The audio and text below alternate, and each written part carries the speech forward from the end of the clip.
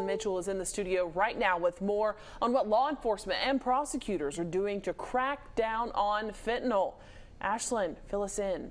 Lenise and Shelby, I spoke to Sims Police Chief Todd Friend, who says his department is increasing its drug interdiction efforts. And under a new Alabama law, anyone who knowingly sells fentanyl and causes that person to die is charged with manslaughter.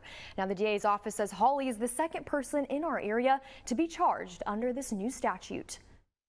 In the past 2 years, fentanyl has claimed the lives of 3 teenagers in Sims. A deadly drug, even the smallest amount can be fatal. Sims Police Chief Todd Friend says there's an onslaught of fentanyl not only in Sims but around the globe. Our biggest challenge right now is trying to find out where it's coming from and who's bringing it in. 3 or 4 years ago, we didn't really run across a whole lot out here. It was really sparse, but now we're seeing a real big uptick in it.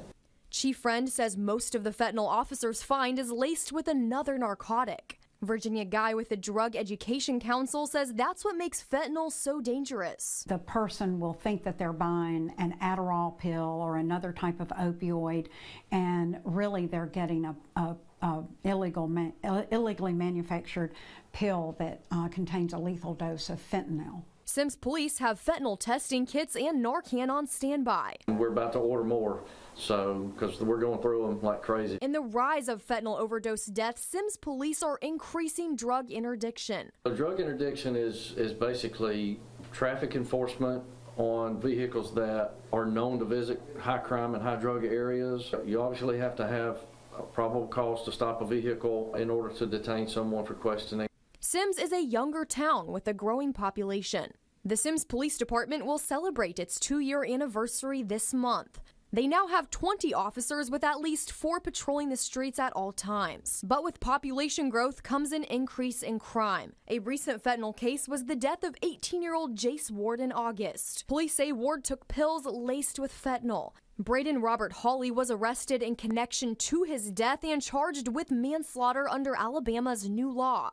Mobile District Attorney Keith Blackwood says Hawley is the second person charged under the new statute. The legislature passed a new statute that took effect in April that specifically makes distributing fentanyl to someone causing their death manslaughter. If you take a standard sugar packet that you see in a restaurant, if that were full of fentanyl, that's enough to kill 500 or 600 people.